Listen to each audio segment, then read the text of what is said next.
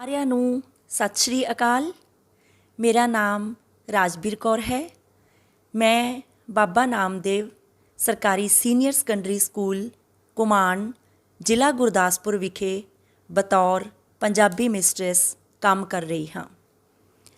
ਪਿਛਲੀਆਂ ਵੀਡੀਓਜ਼ ਦੇ ਵਿੱਚ ਅਸੀਂ ਵਿਆਕਰਨ ਦੇ 4 ਅੰਗਾਂ ਵਿੱਚੋਂ ਦੂਸਰੇ ਅੰਗ ਸ਼ਬਦ ਬੋਧ ਅਧੀਨ ਆਉਂਦੇ ਪਹਿਲੇ ਸ਼ਬਦ ਭੇਦ ਨਾਮ ਅਤੇ ਦੂਸਰੇ ਸ਼ਬਦ ਭੇਦ ਪੜਨਾਮ ਬਾਰੇ ਗੱਲਬਾਤ ਕਰ ਚੁੱਕੇ ਹਾਂ। ਅੱਜ ਦੀ ਇਸ ਵੀਡੀਓ ਦੇ ਵਿੱਚ ਅਸੀਂ ਤੀਸਰੇ ਸ਼ਬਦ ਭੇਦ ਬਾਰੇ ਗੱਲਬਾਤ ਕਰਾਂਗੇ, ਜਿਸ ਦਾ ਨਾਂ ਹੈ ਵਿਸ਼ੇਸ਼ਣ। ਵਿਸ਼ੇਸ਼ਣ ਕੀ ਹੈ? ਜਿਹੜਾ ਸ਼ਬਦ ਕਿਸੇ ਨਾਮ ਜਾਂ ਪੜਨਾਮ ਨਾਲ ਆ ਕੇ ਉਸ ਦੀ ਵਿਸ਼ੇਸ਼ਤਾ ਦੱਸੇ, ਉਸ ਦੀ ਖਾਸੀਅਤ ਦੱਸੇ, ਉਸ ਨੂੰ ਵਿਸ਼ੇਸ਼ਣ ਕਿਹਾ ਜਾਂਦਾ ਹੈ। ਇਸ ਵਿਸ਼ੇਸ਼ਤਾ ਰਾਹੀਂ ਉਹ ਨਾਮ ਜਾਂ ਪੜਨਾਮ ਸ਼ਬਦਾਂ ਦੀ ਗਿਣਤੀ, ਮਿਣਤੀ, ਗੁਣ ਔਗੁਣ, ਲੱਛਣ, ਰੰਗ, ਅਵਸਥਾ ਆਦਿ ਦਾ ਬੋਧ ਕਰਵਾ ਕੇ ਉਹਨਾਂ ਨੂੰ ਆਮ ਤੋਂ ਖਾਸ ਬਣਾ ਦਿੰਦਾ ਹੈ। ਇਸ ਤਰ੍ਹਾਂ ਵਿਸ਼ੇਸ਼ਣ ਨੂੰ ਅਸੀਂ ਕਿਵੇਂ ਪਰਿਭਾਸ਼ਿਤ ਕਰ ਸਕਦੇ ਹਾਂ? ਤੁਸੀਂ ਦੇਖ ਰਹੇ ਹੋ ਵਿਸ਼ੇਸ਼ਣ ਦੀ ਪਰਿਭਾਸ਼ਾ। ਜਿਹੜੇ ਸ਼ਬਦ ਕਿਸੇ ਨਾਮ ਜਾਂ ਪੜਨਾਮ ਦੀ ਵਿਸ਼ੇਸ਼ਤਾ ਜਾਂ ਗੁਣ ਔਗੁਣ ਦੱਸ ਕੇ ਉਸ ਨੂੰ ਆਮ ਤੋਂ ਖਾਸ ਬਣਾਉਂਦੇ ਹਨ, ਉਹਨਾਂ ਨੂੰ ਵਿਸ਼ੇਸ਼ਣ ਕਿਹਾ ਜਾਂਦਾ ਹੈ। ਜਿਵੇਂ ਵਾਕ ਹੈ, ਸੁਨੀਤਾ ਸੁੰਦਰ ਲੜਕੀ ਹੈ। ਇਸ ਵਾਕ ਵਿੱਚ ਸੁੰਦਰ ਸ਼ਬਦ ਵਿਸ਼ੇਸ਼ਣ ਹੈ, ਕਿਉਂਕਿ ਸ਼ਬਦ ਸੁੰਦਰ ਨਾਮ ਸ਼ਬਦ ਸੁਨੀਤਾ ਦੀ ਵਿਸ਼ੇਸ਼ਤਾ ਦੱਸ ਰਿਹਾ ਹੈ ਕਿ ਉਹ ਸੁੰਦਰ ਹੈ। ਇਸ ਤਰ੍ਹਾਂ ਬਹੁਤ ਸਾਰੇ ਸ਼ਬਦ ਨੇ, ਕਾਲਾ, ਗੋਰਾ, ਮੋਟਾ, ਪਤਲਾ, ਲੰਮਾ, ਬੁੱਢਾ, ਜਵਾਨ, ਚੰਗਾ, ਮਾੜਾ, ਕੌੜਾ, ਚਲਾਕ, ਦਲੇਰ, ਹੁਸ਼ਿਆਰ ਆਦਿ ਸ਼ਬਦ ਵਿਸ਼ੇਸ਼ਣ ਹਨ। ਇਸ ਤੋਂ ਇਲਾਵਾ ਜਿਹੜੇ ਸ਼ਬਦ ਸਾਨੂੰ ਕਿਸੇ ਨਾਮ ਦੀ ਗਿਣਤੀ ਜਾਂ ਰੰਗ ਦੀ ਜਾਣਕਾਰੀ ਦਿੰਦੇ ਹਨ, ਉਹ ਵੀ ਵਿਸ਼ੇਸ਼ਣ ਹੀ ਹੁੰਦੇ ਹਨ। ਜਿਵੇਂ ਵਾਕ ਹੈ, ਮੇਰੇ ਕੋਲ 4 ਪੈਨਸਿਲਾਂ ਹਨ। ਇਸ ਵਾਕ ਵਿੱਚ 4 ਸ਼ਬਦ ਵਿਸ਼ੇਸ਼ਣ ਹੈ, ਕਿਉਂਕਿ ਇਹ ਸ਼ਬਦ ਸਾਨੂੰ ਨਾਮ ਦੀ ਗਿਣਤੀ ਬਾਰੇ ਦੱਸ ਰਿਹਾ ਹੈ। ਵਿਸ਼ੇਸ਼ਣ ਦੀਆਂ ਮੁੱਖ ਰੂਪ ਵਿੱਚ 5 ਕਿਸਮਾਂ ਹੁੰਦੀਆਂ ਹਨ।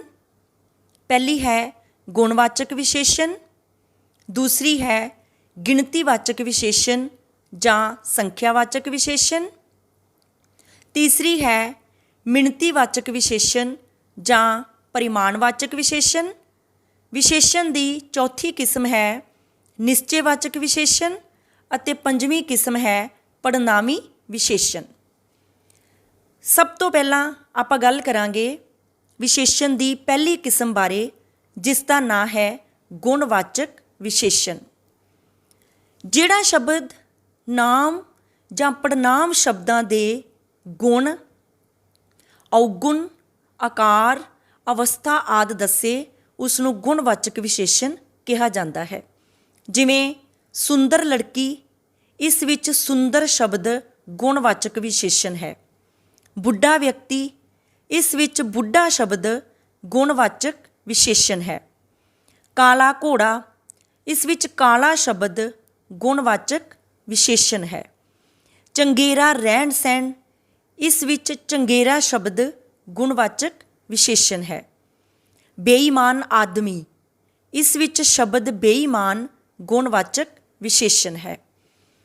ਗੁਣਵਾਚਕ ਵਿਸ਼ੇਸ਼ਣ ਕਿਸੇ ਨਾਮ ਜਾਂ ਪੜਨਾਮ ਦੇ ਗੁਣ ਔਗੁਣ, ਆਕਾਰ, ਅਵਸਥਾ ਆਦਿ ਦੇ 3 ਦਰਜਿਆਂ ਨੂੰ ਪ੍ਰਗਟ ਕਰਦਾ ਹੈ। ਪਹਿਲਾ ਹੈ ਗੁਣ ਜਾਂ ਦੋਸ਼ ਦੀ ਅਵਸਥਾ। ਜਿਵੇਂ ਆਪਾਂ ਕਹਿੰਦੇ ਹਾਂ ਗੁਣ ਵੀ ਹੁੰਦੇ ਨੇ, ਔਗੁਣ ਵੀ ਹੁੰਦੇ ਨੇ। ਇਮਾਨਦਾਰ, ਬੇਈਮਾਨ, ਨੇਕ, ਚੰਗਾ, ਸੱਚਾ, ਝੂਠਾ, ਬੁਰਾ, ਖੱਟਾ, ਮਿੱਠਾ। ਦੂਸਰਾ ਹੈ ਆਕਾਰ ਜਾਂ ਵਿਸਥਾਰ ਦੀ ਅਵਸਥਾ। ਜਿਵੇਂ ਉੱਚਾ, ਨੀਵਾਂ, ਮੋਟਾ, ਪਤਲਾ, ਲੰਮਾ, ਮਧਰਾ, ਖੁੱਲ੍ਹਾ, ਭੀੜਾ ਆਦਿ ਸ਼ਬਦ। तीसरा दर्जा है दशा दी अवस्था, जिमें नरम, गरम, रोगी, तंदुरुस्त, नौजवान, बुढ़ा आदि शब्द। ਆਪਾਂ ਗੱਲ ਕੀਤੀ ਹੈ ਕਿ ਗੁਣਵਾਚਕ ਵਿਸ਼ੇਸ਼ਣ ਕਿਸੇ ਨਾਮ ਜਾਂ ਪੜਨਾਮ ਦੇ ਗੁਣ, ਔਗੁਣ, ਆਕਾਰ, ਅਵਸਥਾ ਆਦਿ ਦੇ 3 ਦਰਜਿਆਂ ਜਾਂ ਅਵਸਥਾਵਾਂ ਜਾਂ ਪੱਧਰਾਂ ਨੂੰ ਪ੍ਰਗਟ ਕਰਦੇ ਹਨ। ਜਦੋਂ ਇਸ ਸੰਬੰਧ ਵਿੱਚ ਕਿਸੇ ਹੋਰ ਚੀਜ਼ ਨਾਲ ਤੁਲਨਾ ਨਾ ਕੀਤੀ ਜਾਵੇ ਤਾਂ ਇਹ ਗੁਣਵਾਚਕ ਵਿਸ਼ੇਸ਼ਣ ਦੀ ਸਧਾਰਨ ਅਵਸਥਾ ਹੁੰਦੀ ਹੈ। ਜਿਵੇਂ ਆਪਾਂ ਕਹਿੰਦੇ ਹਾਂ 12ਵੀਂ ਉੱਚੀ ਸ਼੍ਰੇਣੀ ਹੈ ਅਤੇ 12ਵੀਂ ਦੀ ਕਿਸੇ ਹੋਰ ਨਾਲ ਤੁਲਨਾ ਨਹੀਂ ਕੀਤੀ ਗਈ, ਇਹ ਗੁਣਵਾਚਕ ਵਿਸ਼ੇਸ਼ਣ ਦੀ ਸਧਾਰਨ ਅਵਸਥਾ ਹੈ। ਜਦੋਂ ਕੋਈ ਤੁਲਨਾ 2 ਚੀਜ਼ਾਂ ਵਿਚਕਾਰ ਹੋਵੇ ਤਾਂ ਇਹ ਇਸ ਦੀ ਅਧਿਕਤਰ ਅਵਸਥਾ ਹੁੰਦੀ ਹੈ। ਜਿਵੇਂ 11ਵੀਂ ਨਾਲੋਂ 12ਵੀਂ ਸ਼੍ਰੇਣੀ ਉਚੇਰੀ ਹੈ, ਇਸ ਵਿੱਚ 11ਵੀਂ ਦੀ 12ਵੀਂ ਦੇ ਨਾਲ ਤੁਲਨਾ ਹੈ। ਇਸ ਅਵਸਥਾ ਨੂੰ ਪ੍ਰਗਟ ਕਰਨ ਲਈ ਤੋਂ ਜਾਂ ਨਾਲੋਂ ਸ਼ਬਦਾਂ ਦੀ ਵਰਤੋਂ ਕੀਤੀ ਜਾਂਦੀ ਹੈ, ਜਿਵੇਂ ਇਸ ਵਾਕ ਵਿੱਚ ਕੀਤੀ ਗਈ ਹੈ 11ਵੀਂ ਨਾਲੋਂ 12ਵੀਂ, ਨਾਲੋਂ ਸ਼ਬਦ ਦੀ ਵਰਤੋਂ ਕੀਤੀ ਗਈ ਹੈ।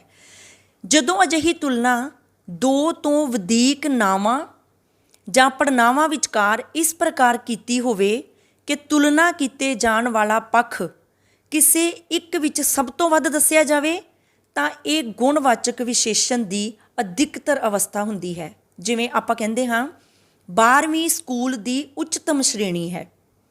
ਇਸ ਅਵਸਥਾ ਨੂੰ ਪ੍ਰਗਟ ਕਰਨ ਲਈ ਸਭ ਤੋਂ ਵੱਧ ਜਾਂ ਸਭ ਤੋਂ ਵਧੇਕ ਆਦਿ ਸ਼ਬਦਾਂ ਦੀ ਵਰਤੋਂ ਕੀਤੀ ਜਾਂਦੀ ਹੈ।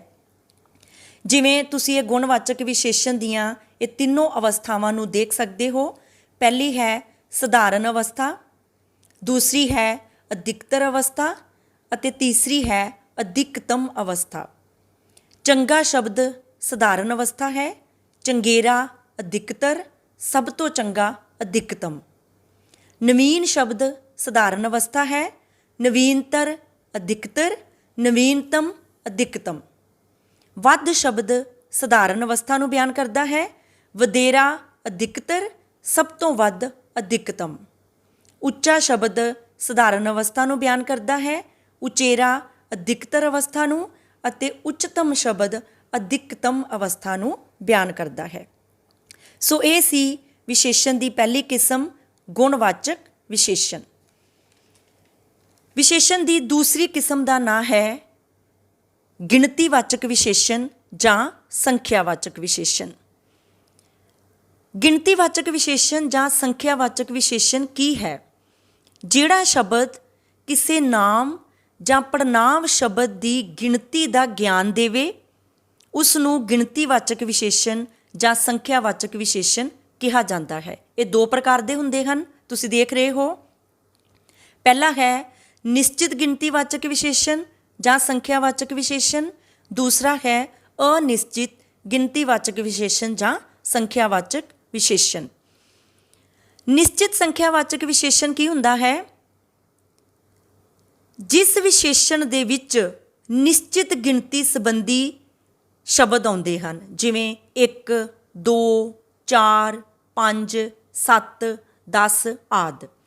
ਇਸ ਵਿੱਚ ਅਪੂਰਨ ਅੰਕ ਬੋਧਕ ਵੀ ਆਉਂਦੇ ਹਨ, ਜਿਵੇਂ ਆਪਾਂ ਕਹਿੰਦੇ ਹਾਂ 1.5, 2.5, ਅੱਧਾ, ਪੌਣਾ ਆਦਿ। ਨਿਸ਼ਚਿਤ ਸੰਖਿਆਵਾਚਕ ਵਿਸ਼ੇਸ਼ਣ ਦੇ ਵਿੱਚ ਕਰਮਵਾਚਕ ਭਾਵ ਦਰਜੇਵਾਰ ਗਿਣਤੀ ਵੀ ਆਉਂਦੀ ਹੈ, ਜਿਵੇਂ ਚੌਥਾ, 8ਵਾਂ, 10ਵਾਂ, 16ਵਾਂ ਆਦਿ। ਨਿਸ਼ਚਿਤ ਸੰਖਿਆਵਾਚਕ ਵਿਸ਼ੇਸ਼ਣ ਗਿਣਤੀ ਨੂੰ ਗੁਣਾ ਕਰਕੇ ਵੀ ਦਰਸਾਉਂਦਾ ਹੈ, ਜਿਵੇਂ ਦੁੱਗਣਾ, ਤਿੱਗਣਾ, ਚੌਗੁਣਾ, 20 ਗੁਣਾ ਆਦਿ। ਸੰਖਿਆਵਾਚਕ ਵਿਸ਼ੇਸ਼ਣ ਦੀ ਦੂਸਰੀ ਕਿਸਮ ਹੈ ਅਨਿਸ਼ਚਿਤ ਸੰਖਿਆਵਾਚਕ ਵਿਸ਼ੇਸ਼ਣ। ਇਹ ਵਿਸ਼ੇਸ਼ਣ ਗਿਣਤੀ ਨੂੰ ਸਿਰਫ ਅਨੁਮਾਨ ਵਿੱਚ ਹੀ ਦਰਸਾਉਂਦਾ ਹੈ, ਜਿਵੇਂ 5 ਕੁ, 1 ਅੱਧਾ, ਥੋੜ੍ਹੇ, ਬਹੁਤੇ, ਕਈ ਆਦਿ। ਭਾਵ ਨਿਸ਼ਚਿਤ ਰੂਪ ਵਿੱਚ ਕੋਈ ਗਿਣਤੀ ਨਹੀਂ ਦੱਸੀ ਜਾਂਦੀ, ਸਿਰਫ ਅੰਦਾਜ਼ਾ ਹੀ ਹੁੰਦਾ ਹੈ। ਇਸ ਨੂੰ ਅਸੀਂ ਅਨਿਸ਼ਚਿਤ ਸੰਖਿਆਵਾਚਕ ਵਿਸ਼ੇਸ਼ਣ ਕਹਿੰਦੇ ਹਾਂ। ਵਿਸ਼ੇਸ਼ਣ ਦੀ ਤੀਸਰੀ ਕਿਸਮ ਦਾ ਨਾਂ ਹੈ ਮਿਣਤੀਵਾਚਕ ਵਿਸ਼ੇਸ਼ਣ ਜਾਂ ਪਰਿਮਾਣਵਾਚਕ ਵਿਸ਼ੇਸ਼ਣ। ਜਿਹੜੇ ਵਿਸ਼ੇਸ਼ਣ ਸ਼ਬਦਾਂ ਤੋਂ ਮਿਣਤੀ, ਤੋਲ, ਜਾਂ ਮਾਪ ਦਾ ਪਤਾ ਲੱਗੇ, ਉਹ ਸ਼ਬਦ ਪਰਿਮਾਣਵਾਚਕ ਜਾਂ ਮਿਣਤੀਵਾਚਕ ਵਿਸ਼ੇਸ਼ਣ ਅਖਵਾਉਂਦਾ ਹੈ। ਇਸ ਨੂੰ ਅਸੀਂ ਦੋ ਭਾਗਾਂ ਵਿੱਚ ਵੰਡ ਸਕਦੇ ਹਾਂ। ਤੁਸੀਂ ਦੇਖ ਰਹੇ ਹੋ, ਪਹਿਲਾ ਹੈ ਨਿਸ਼ਚਿਤ ਮਿਣਤੀਵਾਚਕ ਵਿਸ਼ੇਸ਼ਣ ਜਾਂ ਪਰਿਮਾਣਵਾਚਕ ਵਿਸ਼ੇਸ਼ਣ ਅਤੇ ਦੂਸਰਾ ਹੈ ਅਨਿਸ਼ਚਿਤ ਮਿਣਤੀਵਾਚਕ ਵਿਸ਼ੇਸ਼ਣ ਜਾਂ ਪਰਿਮਾਣਵਾਚਕ ਵਿਸ਼ੇਸ਼ਣ। ਨਿਸ਼ਚਿਤ ਪਰਿਮਾਣਵਾਚਕ ਵਿਸ਼ੇਸ਼ਣ ਕੀ ਹੈ? ਜਿਸ ਵਿੱਚ ਮਿਣਤੀ, ਤੋਲ ਜਾਂ ਮਾਪ ਦਾ ਨਿਸ਼ਚਿਤ ਰੂਪ ਵਿੱਚ ਪਤਾ ਲੱਗਦਾ ਹੈ, ਉਸ ਨੂੰ ਨਿਸ਼ਚਿਤ ਪ੍ਰਮਾਣਵਾਚਕ ਵਿਸ਼ੇਸ਼ਣ ਕਹਿੰਦੇ ਹਨ। ਜਿਵੇਂ 5 ਕਿਲੋ ਆਟਾ, 10 ਲੀਟਰ ਪੈਟਰੋਲ ਆਦਿ। ਦੂਜੀ ਕਿਸਮ ਹੈ ਅਨਿਸ਼ਚਿਤ ਪ੍ਰਮਾਣਵਾਚਕ ਵਿਸ਼ੇਸ਼ਣ। ਜਿਹੜੇ ਵਿਸ਼ੇਸ਼ਣ ਸ਼ਬਦ ਤੋਂ ਮਿਣਤੀ, ਤੋਲ ਜਾਂ ਮਾਪ ਦਾ ਨਿਸ਼ਚਿਤ ਅਤੇ ਸਪਸ਼ਟ ਰੂਪ ਵਿੱਚ ਪਤਾ ਨਾ ਲੱਗੇ, ਸਿਰਫ ਅਨੁਮਾਨ ਜਾਂ ਅੰਦਾਜ਼ਾ ਹੀ ਹੋਵੇ, ਉਸ ਨੂੰ ਅਨਿਸ਼ਚਿਤ ਪ੍ਰਮਾਣਵਾਚਕ ਵਿਸ਼ੇਸ਼ਣ ਕਹਿੰਦੇ ਹਨ। ਜਿਵੇਂ ਥੋੜ੍ਹਾ, ਬਹੁਤ, ਕਾਫੀ, ਚੋਖਾ, ਘੱਟ, ਵੱਧ, ਕੁਝ, ਸਾਰਾ ਆਦਿ ਸ਼ਬਦ। ਵਿਸ਼ੇਸ਼ਣ ਦੀ ਚੌਥੀ ਕਿਸਮ ਦਾ ਨਾਂ ਹੈ ਨਿਸ਼ਚੈਵਾਚਕ ਵਿਸ਼ੇਸ਼ਣ। ਨਿਸ਼ਚੈਵਾਚਕ ਵਿਸ਼ੇਸ਼ਣ ਕੀ ਹੈ? ਜਿਹੜਾ ਸ਼ਬਦ ਕਿਸੇ ਨਾਮ ਜਾਂ ਪੜਨਾਮ ਨਾਲ ਇਸ ਤਰ੍ਹਾਂ ਆਵੇ ਕਿ ਉਸ ਵੱਲ ਨਿਸ਼ਚੇ ਨਾਲ ਸੰਕੇਤ ਕਰਦਾ ਹੋਇਆ ਉਸ ਨੂੰ ਆਮ ਤੋਂ ਵਿਸ਼ੇਸ਼ ਬਣਾਵੇ, ਉਸ ਨੂੰ ਨਿਸ਼ਚੈਵਾਚਕ ਵਿਸ਼ੇਸ਼ਣ ਕਿਹਾ ਜਾਂਦਾ ਹੈ। ਨਿਸ਼ਚੈਵਾਚਕ ਵਿਸ਼ੇਸ਼ਣ ਵੀ ਦੋ ਤਰ੍ਹਾਂ ਦੇ ਹੁੰਦੇ ਹਨ। ਪਹਿਲਾ ਹੈ ਨਿਕਟਵਰਤੀ ਨਿਸ਼ਚੈਵਾਚਕ ਵਿਸ਼ੇਸ਼ਣ ਅਤੇ ਦੂਸਰਾ ਹੈ ਦੂਰਵਰਤੀ ਨਿਸ਼ਚੈਵਾਚਕ ਵਿਸ਼ੇਸ਼ਣ। ਨਿਕਟਵਰਤੀ ਨਿਸ਼ਚੈਵਾਚਕ ਵਿਸ਼ੇਸ਼ਣ, ਜਿਵੇਂ ਆਪਾਂ ਕਹਿੰਦੇ ਹਾਂ ਇਹ ਮੇਰੀ ਕਿਤਾਬ ਹੈ, ਇਸ ਵਾਕ ਵਿੱਚ ਇਹ ਸ਼ਬਦ ਨਿਕਟਵਰਤੀ ਨਿਸ਼ਚੈਵਾਚਕ ਵਿਸ਼ੇਸ਼ਣ ਹੈ। ਦੂਰਵਰਤੀ ਨਿਸ਼ਚੈਵਾਚਕ ਵਿਸ਼ੇਸ਼ਣ, ਜਿਵੇਂ ਆਪਾਂ ਕਹਿੰਦੇ ਹਾਂ ਉਹ ਮੇਰਾ ਸਕੂਲ ਹੈ, ਇਸ ਵਾਕ ਵਿੱਚ ਉਹ ਸ਼ਬਦ ਦੂਰਵਰਤੀ ਨਿਸ਼ਚੈਵਾਚਕ ਵਿਸ਼ੇਸ਼ਣ ਹੈ। ਵਿਸ਼ੇਸ਼ਣ ਦੀ ਪੰਜਵੀਂ ਅਤੇ ਆਖਰੀ ਕਿਸਮ ਹੈ ਪੜਨਾਵੀ ਵਿਸ਼ੇਸ਼ਣ। ਪੜਨਾਵੀ ਵਿਸ਼ੇਸ਼ਣ ਕੀ ਹੈ? ਜਿਹੜਾ ਪੜਨਾਮ ਸ਼ਬਦ ਵਾਕ ਦੇ ਪ੍ਰਸੰਗ ਵਿੱਚ ਨਾਮ ਸ਼ਬਦ ਨਾਲ ਆ ਕੇ ਵਿਸ਼ੇਸ਼ਣ ਦਾ ਕੰਮ ਦੇਵੇ, ਉਸ ਨੂੰ ਪੜਨਾਵੀ ਵਿਸ਼ੇਸ਼ਣ ਆਖਦੇ ਹਨ। ਜਿਵੇਂ ਵਾਕ ਹੈ ਜਿਹੜਾ ਮੁੰਡਾ ਕੱਲ੍ਹ ਆਇਆ ਸੀ, ਉਸਨੇ ਪ੍ਰੀਖਿਆ ਵਿੱਚ ਪਹਿਲਾ ਦਰਜਾ ਪ੍ਰਾਪਤ ਕੀਤਾ ਸੀ। ਇਸ ਵਾਕ ਵਿੱਚ ਜਿਹੜਾ ਸ਼ਬਦ ਪੜਨਾਵੀ ਵਿਸ਼ੇਸ਼ਣ ਹੈ, ਕਿਉਂਕਿ ਇਹ ਨਾਮ ਸ਼ਬਦ ਮੁੰਡੇ ਨਾਲ ਆ ਕੇ ਉਸ ਦੀ ਵਿਸ਼ੇਸ਼ਤਾ ਨੂੰ ਪ੍ਰਗਟ ਕਰਦਾ ਹੈ। ਸੋ ਇਹ ਸੀ ਵਿਸ਼ੇਸ਼ਣ ਅਤੇ ਵਿਸ਼ੇਸ਼ਣ ਦੀਆਂ 5 ਕਿਸਮਾਂ। ਅਗਲਾ ਸ਼ਬਦ ਭੇਦ ਹੈ ਕਿਰਿਆ। ਕਿਰਿਆ ਬਾਰੇ ਨਵੀਂ ਵੀਡੀਓ ਲੈ ਕੇ ਜਲਦ ਹਾਜ਼ਰ ਹੋਵਾਂਗੇ। ਤਦ ਤੱਕ ਲਈ ਰੱਬ ਰਾਖਾ।